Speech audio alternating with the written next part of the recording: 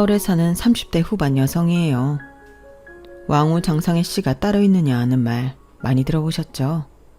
사극에서 자주 나왔던 이 대사는 고려시대 노비였던 만적이 불평등한 신부 사회를 비판하며 했던 말이에요. 우리가 살고 있는 21세기에는 신분제가 사라졌다고 하지만 저는 그렇게 생각 안 해요. 세상에는 여전히 직업과 빈부에 따라 엄격하게 구분되는 신분제가 존재하고 그에 따른 차별도 벌어지고 있거든요. 저 역시도 얼마 전에 이런 경험을 하게 됐어요. 다른 사람도 아닌 바로 남편과 시댁 식구들한테서 말이죠. 그날의 더러웠던 경험 때문에 사연까지 쓰게 된 건 아니에요. 그날 일은 일종의 스위치 역할만 했을 뿐이니까요.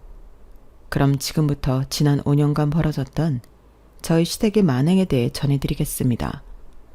저는 무남동녀 외동딸로 태어났어요. 하지만 밖에서 사람들이 형제관계가 어떻게 되냐고 물으면 이남 일녀 중 막내라고 대답해요. 모든 가정에는 남들한테 밝히기 힘든 그들만의 사정이 있다고 저희 집도 예외는 아니거든요. 2명의 오빠는 정확히 말하면 저랑 피가 섞인 형제는 아니에요. 게다가 2 오빠도 제 각각 다른 피를 받고 태어난 남남이에요. 그런 우리가 어떻게 한 가정에서 자라 피부치보다 끈끈한 형제가 됐느냐? 그건 바로 저희 부모님 때문이에요. 저희 부모님은 2분 모두 경찰 공무원이세요. 경찰대에서 만나 5년 넘게 절친으로 지내다가 연인으로 발전하셨어요. 엄마가 지구대 근무 중에 칼에 찔렸는데 아빠가 그 소식을 듣고 달려가서는 그 고백을 해버렸거든요. 취객의 칼에 복부가 찔리긴 했지만 생명이 위독할 정도는 아니었어요. 그저 상처가 아물기를 기다리면 되는 상황이었는데 그런 자세한 상태를 모른 채 칼에 찔렸다는 연락만 듣고 달려왔던 아빠는 한마디로 오버를 한 거였죠. 경찰대 졸업 후 엄마와 떨어져 다른 지역 지구대에 배치되던 아빠는 경찰대 동기를 통해 엄마가 다쳤다는 소식을 듣고는 병원으로 달려가셨대요. 업무를 마치고 가야 했기에 도착해보니 이미 엄마는 잠들어 있는 상태였고 복부의 붕대를 칭칭 감고 누워있는 모습에 가슴이 무너지는 것 같았대요. 그동안 그저 친구 사이라고 생각해왔는데 그게 아니었던 거예요. 순간 하경이가 이대로 눈을 감는다면 나는 어떻게 살아가지? 이런 생각이 들기 시작하더니 가슴을 쥐어짜는 것처럼 고통스럽고 하염없이 눈물이 나더래요. 당시 178cm에 90kg에 육박하는 건장한 청년이었던 아빠는 엄마 침상 옆에 쭈그리고 앉아 한참을 울고 말았어요. 다인실이라 혹시 다른 사람들한테 피해가 될까봐 소리주게 울었다더군요. 엄마 말에 따르면 그날 아빠는 덩치 큰 곰인형처럼 그렇게 귀여울 수가 없었대요. 약에 취해서 한참 잠에 빠져 있는데 손이 점점 축축해지는 거야. 뜨끈뜨끈하고 축축한 게 기분이 더러워서 힘들게 눈꺼풀을 들어 올렸는데 글쎄 네 아빠가 내 손을 꼭 잡고는 소리주고 울고 있지 뭐니? 뭐가 그리 서러운지 어깨까지 들썩이면서 눈물, 콧물을 빼고 우는데 그게 참 귀엽더라고. 그땐 내가 미쳤던 거지. 그런 멧돼지 같은 남자가 귀엽게 보이다니. 아무튼 그날 저희 부모님은 그동안 친구로만 인식했던 서로에 대해 지금까지와는 다른 감정을 느끼게 됐고 연인 사이로 발전하게 되었어요. 그 후로 2년 넘게 연애를 하다가 결혼을 하게 됐는데 생각지도 않은 곳에서 암초를 만나게 됐지 뭐예요. 저희 친가에서 결혼을 반대하고 나선 거예요. 그 소식을 들은 저희 외할아버지도 덩달아 이 결혼 반대를 하고 나섰어요. 아니, 세상 어디 내놔도 빠질 게 하나 없는 내 딸을 거부해? 그러는 그 집 자식은 뭐가 잘나서? 들어보니 경찰대 다닐 때 성적도 우리 혜정이가 더 좋았다던데 도대체 반대하는 이유가 뭐야? 암튼 내 딸 자식 싫다는 사람들한테 금쪽 같은 내 딸을 줄 생각은 없어. 그러니까 이 결혼은 없던 걸로 하라고. 그동안 저희 외할아버지는 저희 아빠를 아들처럼 예뻐하셨기 때문에 사돈의 반대는 더더욱 뼈저린 배신으로 느껴지셨을 거예요. 상황이 이렇다 보니 중간에서 저희 부모님은 참 난감해지고 말았어요. 솔직히 양가 부모님이 결혼을 반대하리라고는 꿈에도 생각을 못 해봤으니까요. 그래서 부모님은 일단 저희 엄마를 며느리로 받아들일 수 없다는 친할머니를 찾아가셨어요. 그리고 반대 이유를 물었죠. 경찰이란 직업이 그렇잖니. 남들은 민중의 지팡이니 뭐니 허울 좋은 소리를 하지만 실상은 맨몸으로 칼 들고 총 든 깡패놈들을 상대해야 하는 험한 직업 아니겠니? 내 아들이 그런 일을 하는 것도 가슴 떨리는데 며느리까지 그 일을 한다니 내가 어떻게 다리 뻗고 잠이나 잘 수 있겠어. 아들이랑 며느리가 출동 나갈 때마다 가슴 졸이면서 살아야 할 텐데 내가 어떻게 니들 결혼을 허락할 수 있겠냐고. 예, 아가. 내가 네가 미워서 이러는 게 아니다. 아무리 남의 집 딸 자식이라지만 내 집에 들어오면 내 자식이 되는 건데 예쁜 딸내미가 매일같이 그 험한 놈들을 상대할 걸 생각하면 내 가슴이 찢어진다고. 할머니께서는 손등으로 눈물을 훔치시며 가슴 아파하셨어요. 결론은 저희 엄마가 마음에 안 드는 게 아니라 직업 특성상 며느리까지 다칠 게 겁이 나서 반대를 하셨던 거였죠. 그런 내막을 알고 나니 부모님도 마냥 결혼을 허락해달라고 떼를 쓸 수만은 없었어요. 그래서 상의 끝에 결단을 내리게 되었어요. 아무래도 결혼 후 아이가 생긴다면 두 분 모두 현장에서 근무하는 건 조금 어렵겠다는 판단을 하셨어요. 둘 중 한 사람이라도 내근직에 있는 게 안정된 생활을 할 수 있을 것 같았거든요. 그런 이유로 엄마는 내근직으로 부서 이동 신청을 했어요. 그렇게 새로 가게 된 부서가 여성 청소년기였어요. 할머니께서는 자신 때문에 부서까지 바꿔준 예비 며느리를 어떻게 마다하겠어요. 오히려 저희 엄마한테 미안해하시며 결혼을 허락하셨어요. 반대 이유를 전해 들으신 외할아버지께서도 그런 이유라면 오히려 고마울 따름이라고 말씀하셨어요. 덕분에 엄마가 조금은 안전한 부서로 이동을 하게 됐으니 말이에요. 약간의 우여곡절 끝에 결혼에 꼴이 난 부모님은 이듬해 저를 낳으셨어요. 엄마 말로는 제가 허니문 베이비라고 하는데 아빠 얘기는 조금 다르더라고요. 결혼식이 있기 몇 주 전에 두 분이 심하게 다투셨는데 그때 한참 싸우다가 갑자기 스파크가 뛰면서 제가 생겨났다고. 물론 엄마는 절대 아니라고 하시지만요. 아무튼 출산을 앞두고 휴가를 내셨던 엄마는 당시 엄마가 관리하던 사건을 동료한테 인수인계를 해야 했어요. 다른 부서와 달리 관리 대상과 돈독한 유대가 필요한 까라서 담당자가 바뀌기 전에 제대로 인수인계를 해야 했어요. 그래서 엄마도 신경 쓴다고 쓰셨는데 문제가 생기고 만 거예요. 엄마가 부서를 옮기고 처음 맡게 된 아동학대 사건으로 2년을 이어오던 5학년 아이가 가출을 한 거예요. 그 아이는 그동안 저희 엄마한테 꽤 의지를 해왔는데 이번에 담당자가 바뀌면서 버림받았다는 생각을 하게 된 모양이었어요. 시설 측과 새 담당자, 관할 지구대까지 나서서 아이를 찾아 나섰지만 그 어디에서도 찾을 수 없었어요. 그러자 출산일이 바로 내일인 엄마가 그 아이를 찾아 나선 거예요. 반나절을 쉼없이 찾아 헤맨 끝에 드디어 엄마는 아이를 찾아냈어요. 그런데 그 아이와 눈이 마주친 그 순간 마치 잃어버린 내 아이를 찾은 것처럼 울컥하더라는 거예요. 기분이 참 이상하더라고. 애타게 찾던 아이를 찾았으니 다행이란 생각이 드는 건 당연한데 그땐 그런 감정보다는 뭐랄까. 일단 내 품에 안아야겠다는 생각뿐이었어. 안 그러면 이 아이가 영영 떠날 것만 같았거든. 그래서 엄마는 아이를 보자마자 덥석 끌어안았고 아이는 엄마 품에 안겨 한참을 울었어요. 아이는 저희 엄마가 자기가 귀찮아서 다른 사람한테 떠넘긴 거라고 생각했다며 울먹였고 그런 아이한테 엄마는 잔뜩 불어오른 배를 만지게 했어요. 만져봐봐. 여기에 아기가 있어. 내일이면 세상에 나올 거야. 민우야, 아줌마 뱃속에 있는 아기는 아줌마가 아니면 세상에 나올 수가 없어. 민우는 형이라서 기다려줄 수 있지만 아기는 그렇지 않아. 그래서 아기가 태어날 때까지만 잠시 다른 분한테 민우를 부탁했던 거야. 아줌마가 민우 널 어떻게 했겠니? 널 잊을 수 있으면 너 없어졌다는 소리 듣자마자 이렇게 달려왔겠니? 에휴, 우리 민우 다 큰 줄 알았더니 아직 애기네. 아줌마가 미안해. 우리 민우 마음 다치지 않게 잘 설명했어야 했는데 아줌마가 잘못했어. 그런데 민우야, 아줌마가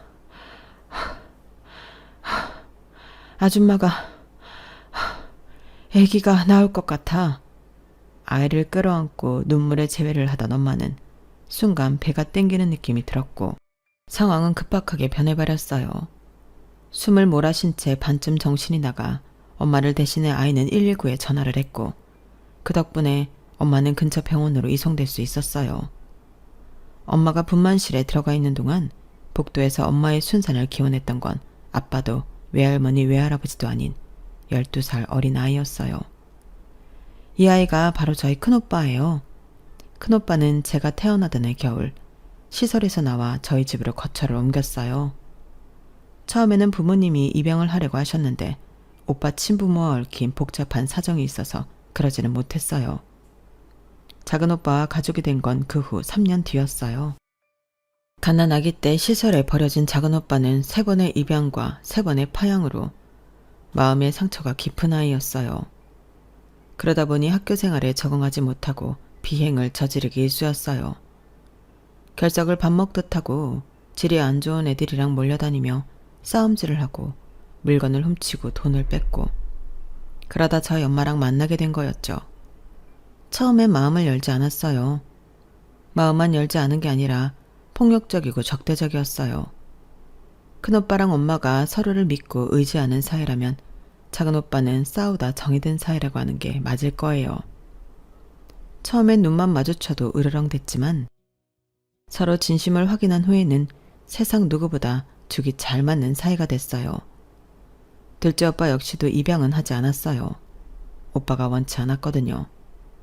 아무래도 파양에 대한 트라우마가 있어서 그랬던 것 같더라고요. 둘째 오빠가 집에 들어와 살기 시작하면서 두 오빠가 한방을 쓰게 됐어요. 워낙 두 오빠가 성격이 상반돼서 부모님도 처음엔 걱정을 많이 하셨어요. 자신을 학대했던 부모 때문에 폭력에 두려움을 느끼던 큰오빠와는 정반대로 둘째 오빠는 자신을 버린 부모와 자신을 파양한 양부모에 대한 분노를 폭력으로 표출하는 사람이었거든요. 혹시라도 둘째 오빠가 큰오빠를 때리면 어쩌나 걱정했는데 이게 웬걸? 의외로 두 사람이 합을 정말 잘 이루는 거예요. 한 차 사이면 싸움도 많이 할 법한데도 둘째 오빠가 큰오빠한테 대들거나 함부로 구는 법이 없었어요. 제가 가족을 인지할 수 있는 나이 때부터 우리 가족은 5 식구였어요. 두 오빠가 어떤 사정으로 우리 가족이 됐는지 알지 못한 채 이남 일녀 중 막내로 살게 된 거였죠. 저와는 나이 차이가 많았던 오빠들은 제게는 부모님과 다를 바 없었어요. 아빠가 직업 특성상 집에 들어오지 못하는 날이 많아서 오빠들이 늘 든든한 가장 노릇을 해왔거든요. 벽에 못질을 하거나 무거운 짐을 들거나 고장난 가전제품이나 가구를 고치는 것도 모두 두 오빠의 몫이었어요. 거기다 제 학교 공부도 두 오빠가 도맡아 챙겨주었어요. 운동회나 발표회 때도 바쁜 부모님 대신 늘 두 오빠가 자리해 주었는데 솔직히 부모님이 오시는 것보다 오빠들이 와주는 게 더 좋았어요. 왜냐하면 친구들이 다들 저를 부러워했거든요. 오빠들이 키도 크고 잘생겨서 그런 것도 있고 부모님과 달리 오빠들은 저를 공주처럼 대접해 주었거든요. 해달라는 건 뭐든 해주고 갖고 싶다는 것도 뭐든 사주는 오빠들이었으니까요. 그래서 저는 오빠들이 제 친형제가 아니라는 건 꿈에도 알지 못했어요. 그 사실을 알게 된 건 고등학교 1학년 때였어요. 뭐 때문이었는지 기억은 안 나는데 가족관계 증명서를 발급받아야 하는 일이 있었어요. 그런데 거기에 두 오빠 이름이 없더라고요. 엄마, 큰오빠랑 작은오빠는 왜 가족관계 증명서에 이름이 없어? 지금껏 오빠들의 상황에 대해 제대로 설명해 주지 않으셨던 엄마는 그제야 생각난 듯 당황하셨어요. 그리고는 가능한 한 제가 충격을 덜 받도록 순화해서 얘기해 주셨어요. 하지만 그런 엄마의 노력에도 불구하고 저한테는 엄청난 충격이었어요. 그런 일을 당하고도 지금처럼 멋지게 자라준 오빠들이 대단하게 느껴지면서도 자꾸 울컥해지는 건 어쩔 수 없더라고요. 서로 가슴에 상처를 안고 있던 두 오빠는 서로 상반된 성격임에도 저희 집에 온 이후로 단 한 번도 싸운 적이 없을 정도로 우애가 좋았어요. 둘 다 가정의 소중함을 누구보다 잘 알기에 그걸 깨고 싶지 않았던 모양이에요. 신기한 건 공부하는 담을 쌓고 살았던 둘째 오빠가 큰오빠랑 같이 지내면서 평생 안 하던 공부를 시작했다는 거예요. 그와는 반대로 공부밖에 모르던 큰오빠는 작은오빠랑 어울리면서 운동에 눈을 뜨게 되었고, 마치 뒤늦게 재능을 찾은 사람들처럼 말이죠. 그 여파로 공부밖에 모르던 큰오빠는 가족들의 예상을 깨고 경찰대에 들어갔고, 싸움질만 하고 자랐던 둘째 오빠는 엄청난 뒷심을 발휘하며 의대에 합격했어요. 노선이 바뀐 느낌이지만 어찌됐건 오빠들이 과거의 트라우마를 이겨내고 자신들의 인생을 찾았다는 게 중요한 게 아닐까요? 멋진 오빠들 덕분에 저는 자라는 동안 많은 도움을 받았지만 연애를 하는 데는 솔직히 도움보다는 방해가 됐어요. 특히 큰오빠는 누가 경찰 아니랄까봐 제가 만나는 남자마다 의심의 눈초리로 바라봤어요. 그건 한때 주먹질 좀 해봤던 작은오빠도 크게 다르진 않았죠. 제가 남자친구 만나는 날은 둘이서 하루 종일 번갈아가며 전화를 해댔어요. 어디냐, 뭐하냐, 그 자식이 이상한 짓은 안 하냐. 경찰인 엄마 아빠도 그 정도까지는 아닌데 오빠들은 확실히 유별났어요. 그래서 한 번은 왜 그렇게 내 연애사에 간섭을 하냐고 따져 물었더니 이러더라고요. 예지야, 형도 그렇고 나도 그렇고 네가 30이 되고 40이 돼도 오빠들 눈에는 여전히 물가에 내놓은 어린 아이처럼 느껴질 거야. 세상이 좀 무섭니? 데이트 폭력이니 살인사건이니 TV만 틀면 나오는 흉흉한 사건들 좀 봐. 우리가 어떻게 널 아무한테나 보낼 수 있겠냐고. 절대 안 되지. 누구든 간에 우리 예지 눈에 눈물 빼는 놈이 있으면 가만 안 둘 거야. 오빠들의 그런 마음은 정말 감사하지만 솔직한 심정은 노땡큐였어요. 저도 제대로 연애를 해보고 싶었거든요. 그렇게 두 오빠의 감시 속에 저는 지금의 남편을 만나게 되었고, 이번만큼은 절대로 오빠들한테 들키지 않으려고 노력했어요. 오빠들 둘 다 바쁜 직종에 몸담고 있기 때문에 잘만 하면 속일 수 있을 것 같았거든요. 하지만 그런 기대는 얼마 지나지 않아 산산조각이 났어요. 하필 순찰 나온 큰오빠한테 데이트 순간을 딱 걸리고 말았거든요. 몰래 연애를 하다 걸린 대가로 이 오빠들의 간섭은 더더욱 심해졌어요. 특히 작은 오빠가 제 남편을 탐탁지 않게 생각했거든요. 제 남편이 귀가 좀 얇은 편이라서 줏대 없이 분위기에 휩쓸리곤 하는데 작은 오빠 눈엔 그게 싫었던가 봐요. 저런 남자를 어떻게 믿고 만나냐고요. 사실 저도 그런 점에 대해서는 걱정이 없던 건 아니었어요.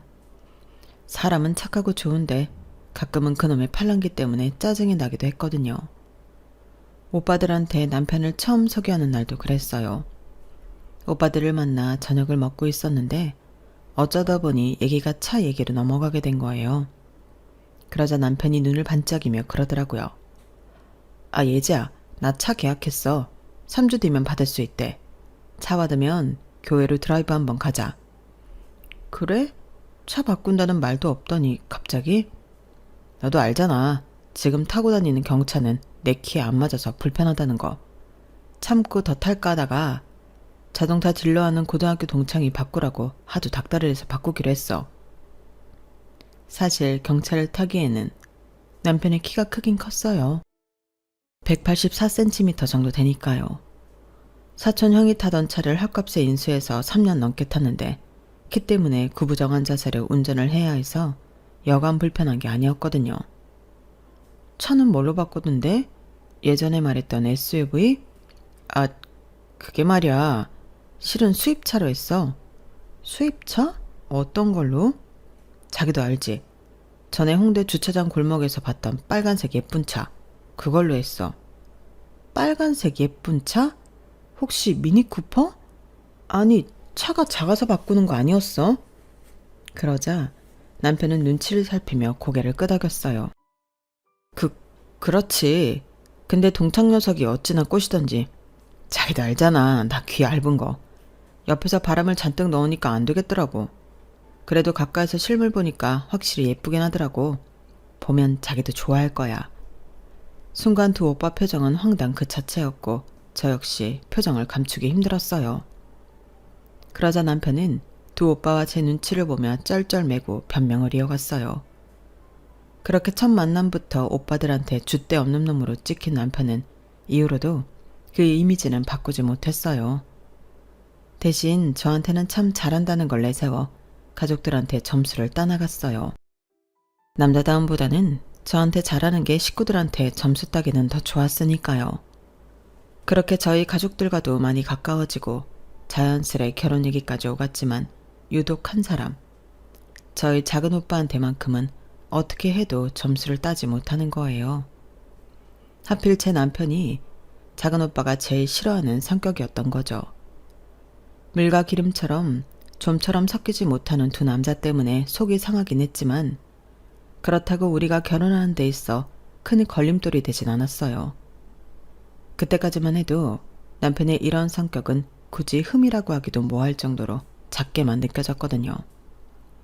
그런데 막상 결혼을 해보니 그게 아니더라고요.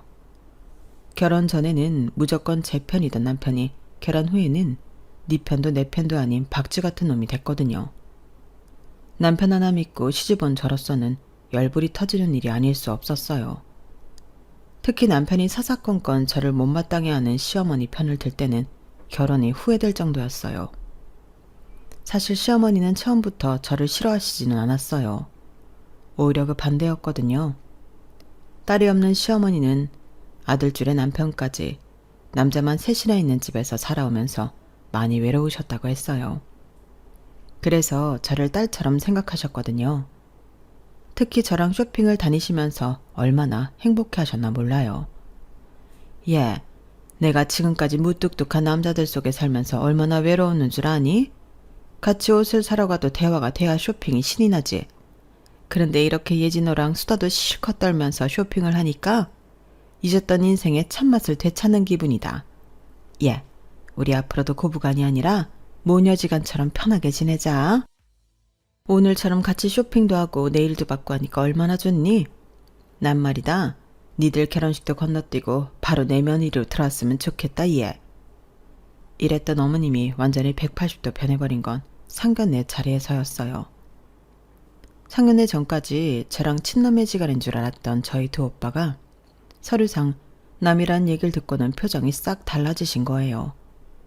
그날은 그저 당황스러워서 그러셨나 보다 했는데 이틀 뒤 저를 집으로 불러 하시는 말씀을 들어보니 단순히 당황한 것 때문만은 아닌 것 같더라고요. 아니, 솔직히 나는 좀 당황스럽구나.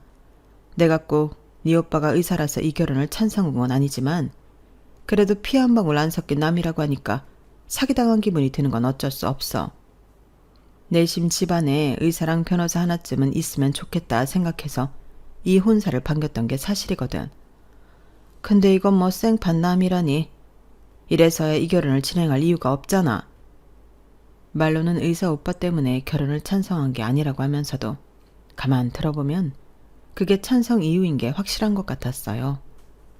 그날 어머님은 1시간이 넘도록 저를 앞에 앉혀두고 땅이 꺼져라 한숨을 쉬고 했던 말을 반복하면서 짜증을 내셨어요.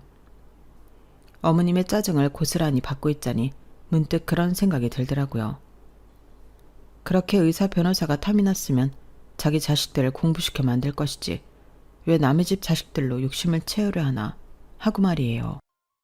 처음부터 삐끗 어긋난 결혼은 시간이 지날수록 그 틈을 벌려놓기만 했어요. 어머님은 어느 순간부터 완전히 돌변해서는 저를 그렇게 못 잡아먹어 안달이셨어요. 언제는 딸이 생긴 것 같아 좋으시다더니 이제는 대놓고 말을 바꾸시더라고요. 예, 넌 내가 편하지? 어떻게 된 게 시어머니 앞에서 목 늘어난 티셔츠 바람으로 있을 수가 있니? 니네 친정에선 가정교육도 안 시키니? 시어머니를 친구 대하듯 함부로 굴라고 그러더냐고. 어머님 오해세요. 아무렴 제가 어머님을 친구 대하듯 하겠어요. 그리고 이 티셔츠는 원래 디자인이 이런 거예요. 빈티지 스타일이거든요. 그랬더니 버럭 소리를 치시더라고요. 너 지금 나 무시하는 거니? 빈티지니 뭐니 내가 영어 못 알아듣는다고 거짓말 슬슬 해가며 지금 날 놀리는 거잖아. 준영아, 네가 대답해봐라. 엄마가 아무 잘못 없는 네 처를 잡는 것 같니? 아니면 네 처가 시어머니 나한테 함부로 구는 것 같니? 어서 대답 좀 해보라고. 그 말에 남편은 난처한 표정으로 저랑 시어머니를 번갈아 보다가 이러는 거 있죠.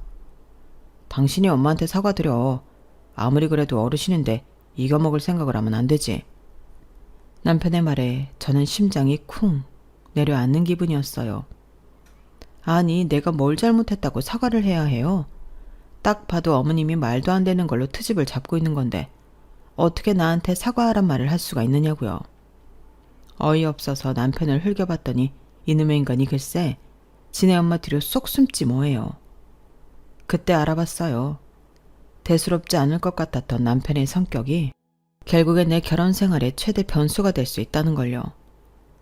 이후로도 어머님은 수시로 저희 집에 찾아와 사람 속을 뒤집어 놓으셨고 그럴 때마다 남편은 갈팡질팡하며 부부간의 갈등에 불만 더 지펴놨어요. 그러다 시동생이 결혼을 하면서 저는 조금 숨통이 트이게 됐어요.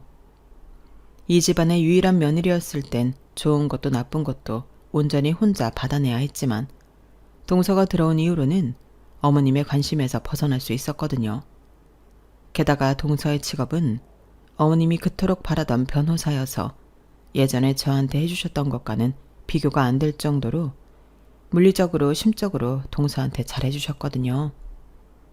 괴모임에 나가서 친구들 앞에 둘째 며느리 자랑하며 으스대고 오신 일들부터 시비가 붙었을 때 변호사 며느리 덕분에 손해보지 않고 일을 정리했던 것까지 마치 영웅담을 쏟아내듯 온 가족 앞에서 동서 자랑을 하셨어요.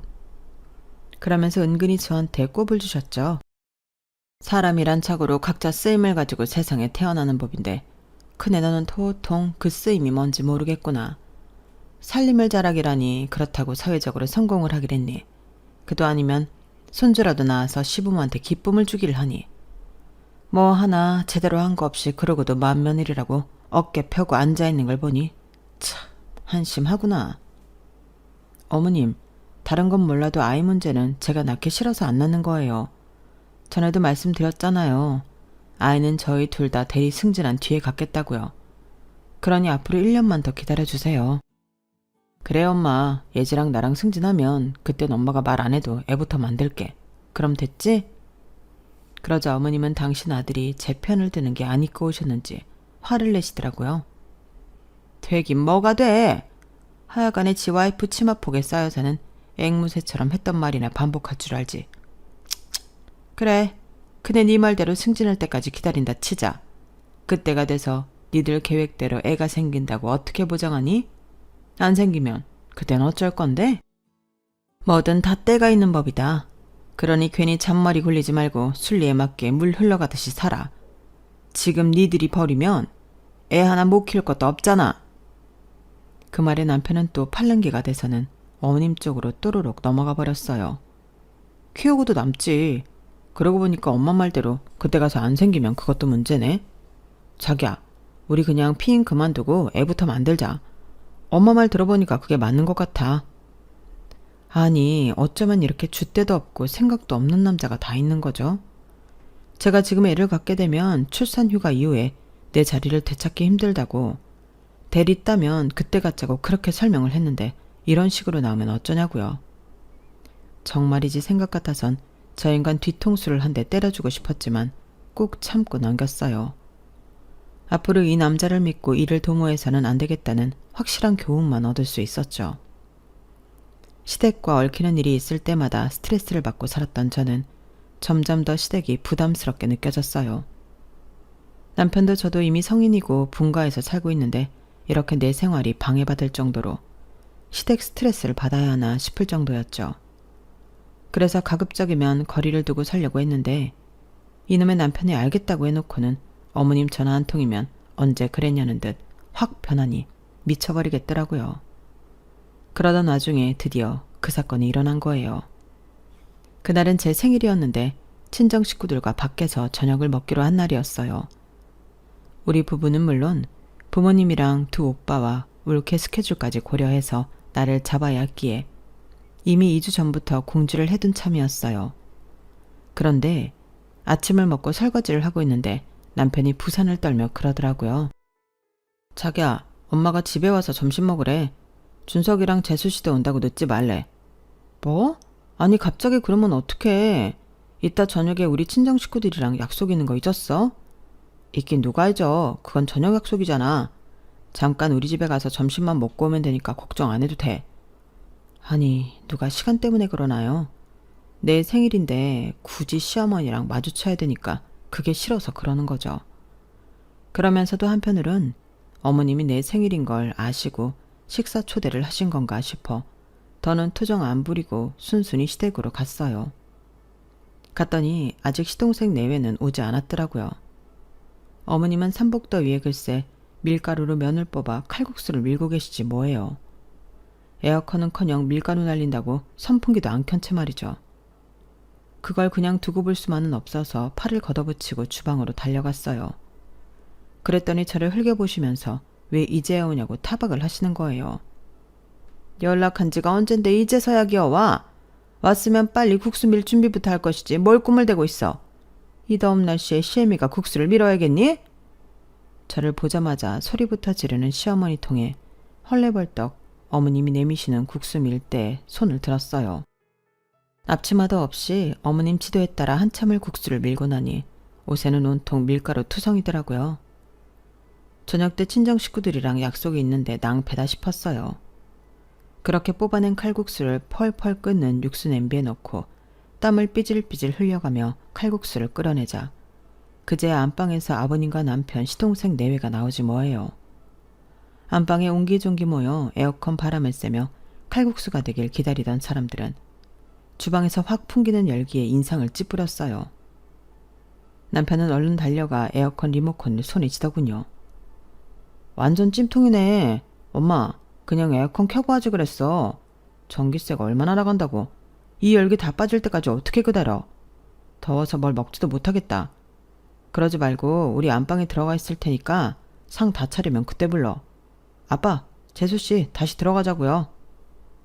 남편은 아버님과 시동생 내외를 데리고 다시 안방으로 들어갔어요. 아니, 지 아내는 삼복더위에 땀을 뻘뻘 흘려가며 주방에서 이지랄을 하고 있는데 어떻게 지 더운 것만 생각을 해요. 재수씨 챙길 시간이 있으면 자기 아내 먼저 챙겼어야죠. 너무 화가 나고 속이 상해서 국자를 손에 든 채 가만히 서 있었더니 어머님이 빽 소리를 치셨어요. 너 국수 넘치는 거 안 보이니? 가스레인지 주변에 다 눌러 붙었잖아. 너 이거 다 닦아놓고 가라. 아니, 한두 살 먹은 애도 아니고 이런 거 하나 제대로 못하니? 누가 너더러 국수를 끓이라고 했어. 넘치지 않나 불 앞에서 잘 지키라고 했더니 그것도 못해서 이 모양을 만들어. 이렇게 머리가 나쁘니 네가 낳을 자식도 알만하다 얘. 왜? 내 말이 기분 나쁘니? 아니, 없는 말 치어서 한 것도 아닌데 뭐가 기분이 나빠? 과학 프로에서 그러더라. 자식은 엄마 머리 담는다고. 그러니까 인상 그만 쓰고 얼른 상부터 차려. 작은 애 배고프겠다. 저는 그래도 혹시나 어머님이 제 생일을 기억하시고는 일부러 점심을 먹자고 부르신 게 아닐까 기대를 했는데 완전 헛다리를 짚은 거였더라고요. 그날 점심 모임은 동서가 송칼국수가 먹고 싶다고 한 말 때문에 갑자기 만들어진 자리였던 거예요. 어머님이 굳이 저까지 부른 건 일을 시키려고 그랬던 거였죠. 그것도 모르고 혹시나 하는 기대를 품고 밀가루를 뒤집어 써가며 국수를 민 내 자신을 생각하니 눈물이 날 것만 같았어요. 그런데 여기서 끝났으면 그래도 참고 넘어갈 수 있었을 그날의 일이 걷잡을 수 없이 변해버린 건 바로 그 다음 일 때문이었어요. 식탁에 수저를 놓고 국수 대접까지 다 놓고 나니까 그제야 안방에서 아버님과 남편, 시동생 내외가 나왔어요. 그 사이 에어컨 바람에 더위가 가셔서 그런지 다들 국수 먹을 생각에만 들떠있더군요. 그렇게 식탁 의자에 하나씩 자리를 잡고 앉았는데 제가 마지막으로 제 국수를 떠서 식탁으로 갔더니 제가 앉을 빈 의자가 없는 거예요. 그런데도 이놈의 인간들은 아무 일 없다는 듯이 맛있게 국수를 퍼먹고 있는 거 있죠. 당황한 저는 국수 대접을 손에 든 채 어머니께 의자가 하나 모자라다고 말씀드렸어요. 그랬더니 아, 그거 다리가 덜컹거리길래 술이 맡겼다. 의자가 없으면 그냥 서서 먹어. 그게 뭐 그리 대수라고 그러니? 그러자 동서가 이제야 상황을 파악하고는 그러더라고요. 어머, 죄송해요 형님. 형님한테 의자가 없는 것도 모르고 먼저 국수부터 먹었네요. 제가 일어날 테니까 형님이 여기 앉으세요. 그러자 어머님이 극구 말리시며 제게 그러시는 거예요. 예, 네가 뭐 대단한 사람이라고 변호사씩이나 되는 잘난 내 둘째 며느리를 일으켜 세우고 그 자리에 앉으려더니 넌 그냥 서서 먹어도 되는 거 아니니? 그랬더니 지금까지 대접에 코를 쳐박고 칼국수를 퍼먹고 있던 남편놈이 덩달아 그러는 거예요. 그래, 자기가 그냥 서서 먹어. 자기는 다리도 튼튼하잖아. 남편의 그 한마디에 지금까지 참아왔던 제 인내심이 한계에 다다랐어요. 이놈의 집구석 인간들은 물론 남편 새끼는 도저히 용서가 안 되겠구나 하고 말이죠. 그래서 손에 들고 있던 칼국수 대접을 그대로 남편 머리에 들이부었어요. 야, 너는 입보다는 머리로 처먹는 게 낫겠다. 네 머리에 영양분을 좀 줘야 대가리가 좀 돌아갈 것 같거든. 어쩜 그렇게 생각이란 게 없어? 네 주둥이에 들어간 것만 생각하지 말고 상황 파악은 해가면서 말을 하란 말이야. 아, 뜨거. 너 미쳤어? 그래, 미쳤다. 머저리 같은 너랑 양심도 없는 네 엄마 때문에 내가 아주 미쳐버렸다고. 뜨거워. 이깟게 뜨겁냐고. 난 니들 입에 들어갈 국수 밀고 끓이느라 속에서 아주 천불이 나고 있는데 고작 이 국물이 뜨겁다는 소리가 나오니? 내가 진작에 작은 오빠 말을 들었어야 했는데 너 같은 걸 남편이라고 감쌌던 내가 미친년이다. 그래, 지난 3년 내가 널 선택한 죄로 벌받았다고 칠 테니까 이제 그만하자. 내 몫에 국수까지 다 처먹고 너 그냥 이 집에서 영영 살아. 난 더 이상 너랑은 못 살겠으니까. 어머님, 아버님, 저요 이 인간 반품할래요. 아무짝에도 쓸모가 없어서 데리고 살기에 내 인생이 너무 아깝거든요. 그리고 어머님, 제가 마지막으로 한 말씀만 드릴게요. 앞으로 동서한테든 누구한테든 절대 딸 같은 며느리 하자는 말은 하지 마세요. 세상에 어떤 엄마가 자기 딸한테 이렇게 가혹하게 대합니까? 어머님이 딸이 없어서 모르시는 모양인데 딸한테 이런 식으로 대했다가는 아동학대죄로 잡혀갑니다. 어머님은 그동안 딸 없이 아들밖에 없어서 외롭게 사셨다고 하는데 그거 아니에요. 어머님은요, 심보가 고약하고 성질이 못돼 처먹어서 주변에 사람이 없었던 거라고요. 그러니까 남의 집 귀한 딸들 데려다가 괜한 화풀이하지 마시고 어머님 성격 고칠 생각이 나세요. 안 그랬다간 진짜 인생 쓴맛 제대로 보게 되실 거예요. 참 동서, 앞으로는 착한 척 할 거면 타이밍을 좀 잘 잡도록 해. 국수를 거의 다 처먹고 나서야 자리 바꿔주겠다고 일어나면 내가 동서를 어떻게 생각하겠어? 아, 유년이 아주 쇼를 하는구나. 이러지 않겠냐고. 그리고 앞으로는 네가 먹고 싶은 건 네 손으로 해먹어. 변호사 시계나 내서 칼국수 하나 못 믿는 건 아니지? 그 정도 머리에 손기술도 없으면 칼국수 먹지 말아야지 뭐. 아무튼 여러분, 그동안 함께해서 역 같았고요. 앞으로 절대 다시 마주치지 맙시다. 저는 그렇게 가방을 챙겨 시댁을 나왔어요. 온몸은 땀과 밀가루로 범벅이 됐지만 기분은 상쾌하더라고요. 그날 밤 남편은 당장 자기 부모한테 사과하라고 길길이 날뛰었고 저는 들쥐 오빠 여자친구한테 전화를 했어요. 전화를 받은 언니는 20분도 안 돼서 저희 집에 도착했더라고요. 들쥐 오빠와 같은 시설에서 자란 언니는 한때 방황을 하며 싸움질도 하고 나쁜 짓도 하고 살았지만 저희 오빠가 정신을 차리고 공부하는 걸 보고는 뒤늦게 공부를 시작해 변호사가 된 사람이에요. 현재는 모 로펌에서 이혼 전문 변호사로 활약 중이고요.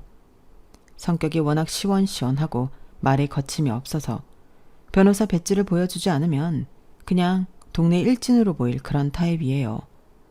그래서 심약한 제 남편이 두려워하는 사람이기도 하죠. 언니는 저희 부부를 앉혀두고 이혼 상담을 해주었어요. 결혼기간 내내 제게 정신적 스트레스와 인격 모독을 일삼은 시어머니의 행동과 이를 방관하고 오히려 어머님과 함께 저를 힘들게 만들었던 남편의 행동은 이혼 사유에 해당한다는 게 결론이었어요. 그러니 합의 이혼을 할지 소송으로 갈지 결정을 하라고요. 남편은 절대 이혼은 안 된다고 난리쳤지만 그건 남편이 결정한 일은 아닌 거였죠. 그렇게 저는 이혼을 선택했고 남편은 동서를 자기 측 변호사로 세워 소송전으로 가겠다고 했어요. 하지만 얼마 뒤 동서가 돌연 발을 빼면서 남편은 합의 이혼을 해주겠다고 연락했더라고요. 저는 또 저희 쪽 로펌이 이혼 소송으로 만만치 않은 곳이라서 소송을 포기한 건가 했는데 알고 보니 그간 시동생이 바람을 피워온 게 걸려서 그 부부야말로 이혼 위기라 그런 거더라고요. 이렇게 3년간의 결혼 생활은 끝이 났고 저는 다시 친정에 들어가 살고 있어요. 집에 돌아온 뒤에 한 가지 깨달은 게 있어요. 그동안 우리 오빠들은 피 한 방울 안 섞이고도 쉽게 가족이 됐구나 생각했었는데 어쩌면 그게 아니었을지도 모른다는 생각이 들었거든요. 가족이 되기 위해 두 오빠가 얼마나 노력을 했을지 다는 아니어도 조금은 짐작할 수 있었으니까요. 제가 시댁에 녹아들기 위해 노력했던 것처럼 말이죠. 비록 저는 한 번의 실패를 하게 됐지만 이 실패를 발판 삼아 앞으로 조금은 나은 선택을 할 수 있을 거라 생각해요. 그게 언제가 될지는 모르겠지만 지금보다 성숙한 선택을 할 수 있도록 열심히 제 자신을 갈고 닦을 생각입니다. 지금까지 제 사연을 들어주셔서 감사합니다. 항상 꽃길만 걸으시길 진심으로 바랍니다. 여러분, 사연 댓글에 응원과 현명한 조언 부탁드려요. 좋아요와 구독은 저에게 큰 힘이 됩니다. 오늘도 좋은 하루 되세요.